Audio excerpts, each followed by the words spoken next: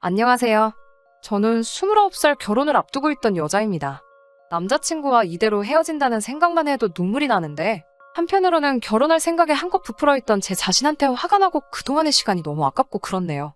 자랑은 아니지만 저희 집은 경제적으로 모자란 편이 아니에요. 원래는 대학교에 입학하게 되면 미국에 있는 대학교로 유학을 떠나려고 했는데, 조기 교육이 중요하다는 말에 고등학생이 되던 해에 저 혼자 미국 유학길에 올랐습니다. 미국인 노부부의 집에서 홈스테이를 하면서 고등학교를 졸업했고 대학교에 들어가고부터는 기숙사 생활을 했어요.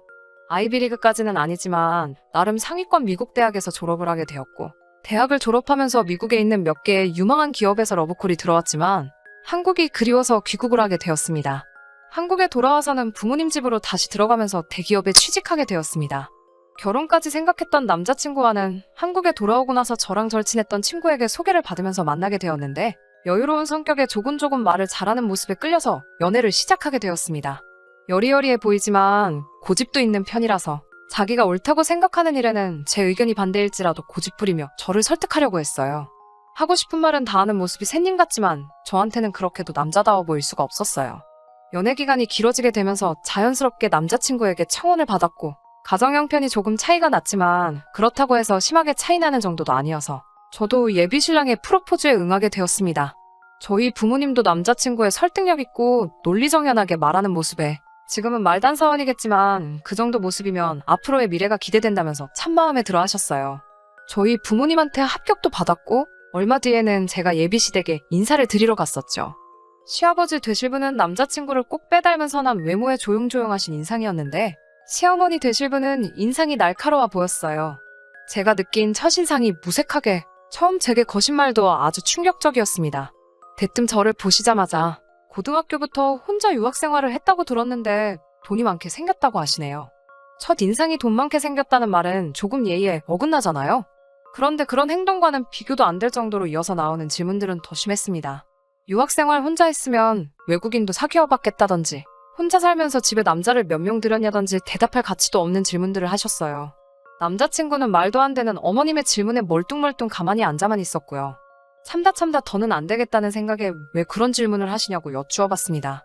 기분은 상했지만 최대한 예의를 갖춰서 질문을 했는데 돌아오는 대답도 아주 가관이었습니다. 유학생들은 아주 문란하게 논다고 들었다고 너도 유학했으니 그 정도는 확인해 볼 수 있는 거 아니냐고 하시네요. 결혼정보회사에서도 유학 다녀온 여자들은 가입할 때부터 감점 요인인 걸 알고 있느냐고 하시더군요. 기분은 상했지만 언제나 옳지 않다고 생각하는 말에 항상 한마디를 해오던 남자친구가 나서주지 않을까 생각하며 그렇게 남자친구 하나만 보고 꾹 참았습니다. 꾹꾹 참으며 아무 말도 안 하고 있으니 제가 정말 만만해 보였나 봐요. 너네 집이 돈이 많으니 신혼집은 너네 부모님이 해주시겠네 하면서 이제 나도 며느리한테 용돈 좀 받으면서 살 수 있겠구나 하면서 혼자 웃으시더라고요. 아버님은 옆에서 쓴웃음만 짓고 있고 남자친구는 그 와중에도 말 한마디 안 하고 밥만 처먹고 있었어요. 그런 거는 아직 양가상견례도 끝나지 않았는데 지금 정하기에는 조금 그렇지 않냐고 반박을 했더니 어른이 말하는데 말대꾸를 한다며 혀를 차시더군요. 그때까지 옆에서 같이 밥 먹고 있던 남자친구의 누나. 그러니까 저에게는 시누이가 될 사람도 끝까지 조용히 한마디도 없다가 엄마, 쟤 외국 살다 왔대잖아. 아직 잘 모르는 것 같으니까 엄마가 좀 끼고 가르쳐야겠다. 배울 게 한참 많아 보이네. 라고 얄밉게 한마디 거들더라고요. 남자친구랑 아버님은 그냥 그 상황을 앉아서 보고만 있었고요. 저는 화가 엄청 많이 났던 상황이었지만 일단은 참았습니다. 식사 자리가 끝나고 자리에서 일어나는데 어머님이 남자친구한테 우리 귀한 아들 어떻게 장가를 보내냐. 정말 눈물이 다 나네라고 하시는데 저도 우리 집에서 귀하게 자란 딸인데 저를 앞에 두고 어떻게 그런 말을 하실 수 있는가 싶더라고요. 카운터에 가서도 너네 집 돈 많으니까 오늘은 너가 쏘라면서 재미도 없는 농담을 하시더라고요. 여태까지 보여준 태도의 농담인지 진담인지 모르겠어서 우물쭈물 하고 있으니 그래도 아버님께서 그 정도 했으면 됐다고 하시며 식사 계산은 하셨습니다. 앞으로 며느리가 될지도 모르는 저한테 돈 10만 원이 아까워서 안절부절 못하는 모습에 크게 실망을 했어요. 남자친구 가족들은 콜택시를 불러서 기다리고 있었고 저는 남자친구와 둘이 뒤에서 따로 서 있었는데 그 짧은 시간 동안 아주 시어머니 되실 분과 신우 될 사람한테 호되게 당한 제 걱정은 하지도 않더군요. 오히려 시간도 애매한데 이제 뭐하러 갈까? 하고 물어보면서 핸드폰으로 동네 모텔을 검색하는 모습을 보니 결혼은커녕 여태까지 이런 놈하고 만났다는 생각에 화가 머리끝까지 나더라고요.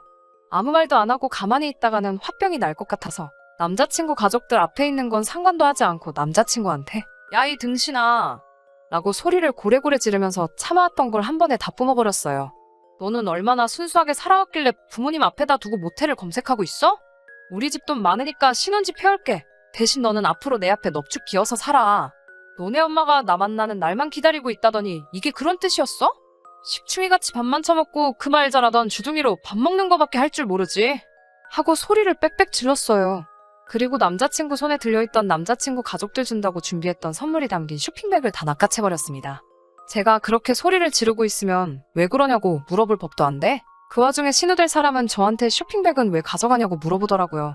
그래서 이런 집구석에 선물 주는 거가 아까워서 환불받으려고 한다고 대답을 했더니 끝까지 무례한 행동에 사과할 생각은 안 하고 줬다 뺏는 게 어딨냐고 예의가 없다고 어이없어 하네요. 어머님한테도 우리 부모님도 하나뿐인 귀한 딸 이런 집에 시집 안 보내고 싶으실 것 같다고 소리치고 그 자리를 벗어났습니다. 제가 시야에서 멀어지는데도 남자친구는 저를 잡으러 올 생각도 안 하더라고요. 정말 혼자 칼바람을 맞으며 걸어가는데 눈물이 마르지를 않더라고요. 그 자리에 온통 남자친구 가족들 뿐이었는데 정말 단 한순간이라도 내 편 안 들어주는 모습을 보니 결혼하고 나면 어떤 꼬라지가 될지 눈에 선하더라고요. 남자친구가 그날 저녁에 우리 헤어진 거야? 하고 찌질하게 물어보길래 앞으로 연락도 하지 말라고 하고 차단을 해버렸는데 1시간쯤 뒤에 남자친구 어머니한테 단둘이 이야기 좀 하자고 문자를 보내시더라고요. 답장은 아직 안 했어요. 이대로 쭉 무시를 하는 게 맞는 거겠죠? 정말 아직도 분이 안 풀려서 생각만 해도 화가 나요. 부모님은 그냥 연락할 생각 하지 말고 좋은 자리 많으니 알아봐 주신다고 하는데 아직도 어떻게 해야 할지 모르겠네요. 많은 분들이 요청을 해주셔서 후기도 이렇게 보내드려요. 계속해서 오는 연락도 쉽고 그냥 앞으로 안 보겠다고 다짐을 했는데 남자친구가 말해줬는지 어머님이 제 퇴근 시간에 맞춰서 회사 앞으로 올 테니 잠깐 얼굴 좀 보자고 연락이 왔어요. 이렇게 계속 무시하면서 피하는 것만이 상책은 아니라고 생각해서 확실히 단판을 지으려고 만나기로 했습니다. 이미 마음이 떠난 지는 오래되었기 때문에 그 자리에서 제 마음을 다시 돌린다거나 할 생각은 없었어요. 혹시나 해서 세연이한테 연락해서 만나기로 한 카페로 와줄 수 있냐고 물어봤어요. 제 오빠가 성격이 불같은 게 있어서 괜히 오빠를 불렀다가는 일이 더 커질 수도 있다고 생각했거든요. 퇴근하고 나서 만나기로 한 카페에 가보니 어머님하고 남자친구가 같이 있었어요. 세연이는 아직 도착하지 않은 상황이었고요. 세연이 올 때까지 기다릴까 하다가 저도 성질이 조금 급한 게 있어서 그냥 카페 안으로 들어가 두 사람 앞에 앉았습니다. 그렇게 얼굴 보고 이야기하자고 해서 무슨 이야기를 하려나 했는데 이 자리에 사과받으러 오셨다고 하네요. 어이가 없어서 그 상황에서 제가 사과까지 해야 하나요? 하고 이야기를 했더니 어른이 고가운 소리 몇 마디 좀 했다고 어른들 다 있는 데서 남의 집 귀한 자식한테 욕하고 그러는 건 조금 예의가 없다. 결혼 허락받으러 온 자리에서 저의 행동은 용납할 수 없는 행동이다. 외국에서 오래 살아서 그런 걸 잘 모르나 본데 지금 사과하면 받아줄 테니 얼른 사과를 하고 처음부터 다시 시작하자 라고 하시네요. 본인이 한 말이 듣기 싫은 소리일 수도 있겠지만 틀린 소리 하나도 없다고 하시며 또 그 결혼정보업체에서 유학 다녀온 여자가 감점 요인이란 걸 알고나 있느냐며 그래도 우리 아들이 너랑 결혼하고 싶다고 하니 아들 얼굴 봐서 한 수 접어주고 결혼 전에 행실이 어땠는지 알아보고자 한 말인데 그걸 가지고 그러는 걸 보니 문란하게 살아온 게 맞으니 제가 속으로 찔려서 그러는 게 아니냐며 저의 태도를 보니 어떻게 몸을 굴렸는지 안 봐도 뻔하다고 하십니다. 집해오라고 한 말도 그냥 지나가는 이야기로 한 말이고 너가 말한 대로 너랑 나눌 이야기도 아니니 상견례가 진행되면 그때 너네 부모님하고 이야기를 하겠다고 하시네요. 단 한 개의 사과도 없이 제 행동을 하나하나 지적해가며 이건 제가 이래서 잘못했네. 저래서 잘못했네 하며 저보고 사과를 하라고 강요하는 모습에 머리 빠져서 한마디도 대꾸하지 않고 무슨 이야기를 하는 건가 듣기만 했네요. 남자친구가 고집한껏고 어떻게든 저를 설득시키려 했던 장정 같던 모습이 어디서 배워먹은 성격인지 단번에 알겠더라고요. 그 말을 다 들으니 정말 마음 한구석에 남자친구에게 남아있던 정내미마저 뚝 떨어지게 해주셨어요. 차라리 이런 식으로 나오니 저는 오히려 더 고마웠습니다. 저도 이제 말 가려서 할 필요가 없으니 그 아줌마를 향해서 한마디 마음에 아껴놓았던 말을 시작했습니다. 우리 집 잘 사는 거 맞아요. 집이며 참여 혼수에 예단까지 원하는 대로 다 해올 수 있습니다. 라고 말을 먼저 시작했습니다. 집에 차까지 해온다는 말에 아줌마는 이어질 말은 생각도 안 하고 기분이 좋아졌는지 그거는 어른들끼리 만나서 천천히 이야기해야 맞지 라고 하면서 싱글벙글 표정을 숨기지 못하겠더라고요. 그 반응에 저는 하지만 우리 부모님 만날 일은 앞으로 없을 테니 집이며 원하는 거 전부 다 해올 수 있는 며느리는 다른 데서 찾으셔야겠다고 말해줬어요. 우리 부모님이 집안 형편 차이 나는 사위까지는 좋게 좋게 이해해 주시려고 했는데 학벌 차이 나고 못 배워먹은 사위는 보기 싫다고 하신다고 착하기라도 하면 데려다 살겠는데 어머니 꼬라지를 보니 가정교육도 제대로 못 받은 것 같아서 이대로 끝내는 게 맞겠다고 하셨다고요. 사과를 할 건 제가 아니고 그날 무례한 질문을 한 아줌마가 저한테 사과를 하는 게 맞고 이런 말 하려고 부른 거면 피차 서로 시간 낭비한 것 같으니 저는 이만 돌아가 보겠다고 했어요. 한참 실랑이를 하면서 언성이 높아지기는 했지만 별다른 사건은 없었습니다. 남자친구는 어느 쪽 편을 들어야 할지 몰라서 가만히 있었다고 하네요. 어머님이랑 저랑 실랑이하는 중간에 남자친구가 저랑 헤어지기 싫다고 그냥 어머니한테 사과드리고 처음부터 새로 시작하자고 하는데 어이가 없어서 헛소리하지 말라고 쏘아붙이고 자리에서 일어나 버렸습니다. 그랬더니 아줌마가 저한테 결혼이 장난이냐고 이렇게 별것도 아닌 걸로 삐쳐서 헤어질 거였으면 애초에 결혼한다고 인사는 왜 왔냐고 제가 이제 엎드려 빌어도 우리 아들이랑은 더 이상 만나지 못하게 할 거라며 더는 연락하지 말라고 하더라고요. 그 말에 남자친구를 향해서 들었지? 찌질하게 밤마다 연락해서 매달리지 마. 그리고 아까 다른 여자 찾으라는 말은 취소할게. 남의 집 귀한 딸 데려다가 피 말려 죽게 하지 말고 니네 엄마랑 둘이서 평생 살아. 라고 쏘아붙이고 자리에서 떠나는데 남자친구가 제 팔을 확 낚아채버렸네요. 제 팔을 낚아챈 손을 저희 오빠가 갑자기 등장해서 떼어내버리고 저를 데리고 나갔습니다. 언제 왔는지 새언니가 오빠를 데리고 와 있었고 멀찍이 앉아서 상황을 지켜봤다고 하네요.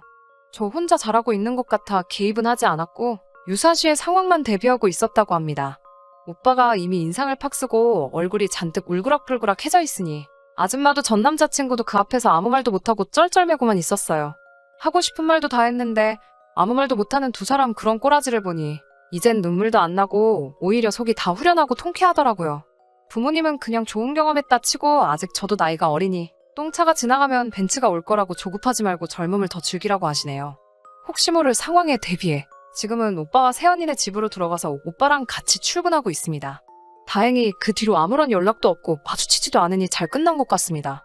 사람 보는 눈이 없던 제가 멍청했지만 정말 이제 와서 생각해보니 결혼하기 전에 그렇게 깽판을 쳐준 그 아줌마한테 고마울 따름입니다.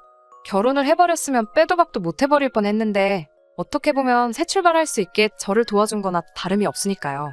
그래도 오랫동안 만났고 사랑했던 건 진심이니 당분간 마음 한구석만큼은 허전하겠지만 아무리 생각해봐도 이젠 슬픈 것보다 어이없는 기분이 더 크네요. 여러 사람들 말처럼 똥차는 이미 지나갔으니 언젠가 나타날 벤츠를 기다리면서 저는 제가 하던 일이나 열심히 하면서 미래를 준비해야겠어요. 끝까지 들어주셔서 감사합니다. 오늘의 사연은 여기까지입니다. 구독과 좋아요, 알람 설정 부탁드리고 더 좋은 사연으로 다시 찾아뵙겠습니다. 감사합니다.